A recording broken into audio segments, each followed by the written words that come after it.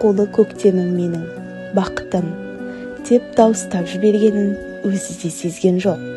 Қанатын жайған қос аққу төгіле сорғалап, кекілді көлге қона берді. Оны айқын көрген қыз тағы да «Махаббатым, қызығым» деп сыбырлады үні езіле. Аққу мен қыз махаббат арасында ешбір айырмашылық болмаса керек.